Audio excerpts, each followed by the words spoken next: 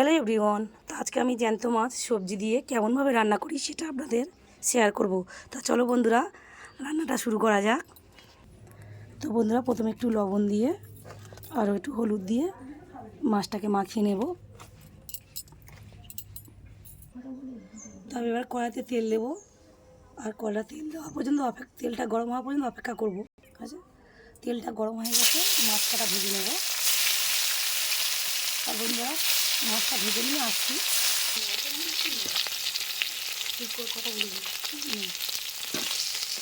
তো বন্ধুরা, মাছগুলো ভাজা হয়ে গেছে, এবার আমি তুলে নেব।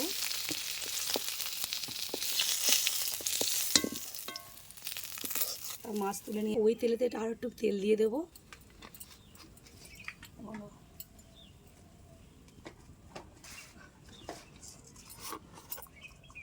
পাঁচ ফোড়ন আর কাঁচা লঙ্কা,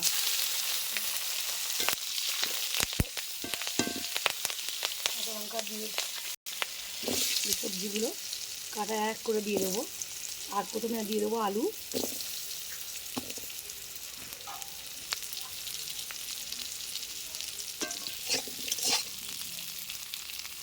দিয়ে নেবো, তারপরে সবজি দিয়ে দেবো। বন্ধুরা, আমি এমনভাবে রান্না করি, তোমরা কে কেমনভাবে করো আমাকে কমেন্ট করে জানাবেন। তো বন্ধুরা, আলুটা ভাজা ভাজা হয়ে গেছে, এবার আমি কেটে রাখা ঝিঙে আর বড়বড়ি করে দিয়ে দেবো। দিয়ে আর 2-3 মিনিট কষবো। তো 2-3 মিনিট বাদে আমরা খুলবো।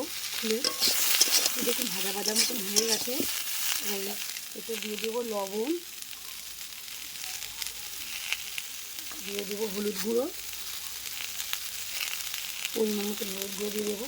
দিয়ে আর একটু ভাজবার লবণটা দিলে বন্ধুরা সবজিটা অনেকটা নরম হয়ে যায়, সিদ্ধ হয়ে যায়। লবণটা দিয়ে আরও 1 মিনিট ঢাকা দেবো। চলুন বন্ধুরা, দেখুন বন্ধুরা, সবজিটা অনেকটা ভাজা ভাজা হয়ে গেছে। লবণ দিয়ে রেখেছিলাম অনেকটা, দেখুন অল্প হয়ে গেছে। এর মধ্যে দিয়ে দেবো আদা বাটা। আদা বাটা দেওয়া হয়নি, তেলে অনেকে তেলের মধ্যে দিলে হয়, কিন্তু আমার দেওয়া হয়নি।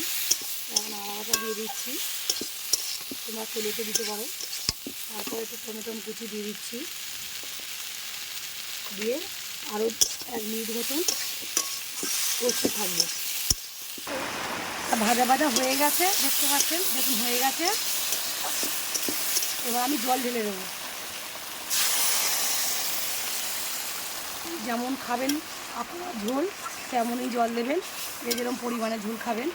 তা আমি একটু বেশি করে জল দিচ্ছি, কেন মাছগুলো আবার যাবে। তা চলুন বন্ধুরা, 5-7 মিনিট পরে আবার। তো বন্ধুরা, 5-7 মিনিট বাদে এসে দেখি, খুলে দেখলাম। তো দেখুন আলু সিদ্ধ হয়ে গেছে, সবজি সিদ্ধ হয়ে গেছে। এবার মাছগুলো দিয়ে দেবো।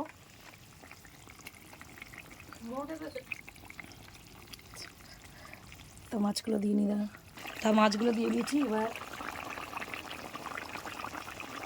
জিরে মরিচ বাটাটা দিয়ে দেবো, দিয়ে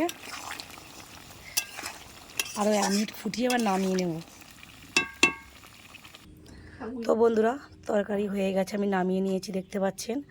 তা আমি এইভাবে করি, আপনারা কেমনভাবে করেন এই মাছের ঝোল সেটা কমেন্ট করে জানাবেন। আর যদি আমার ভিডিওটা, রান্নার ভিডিও আপনাদের ভালো লাগে, তাহলে চ্যানেলটা সাবস্ক্রাইব করে দেবেন।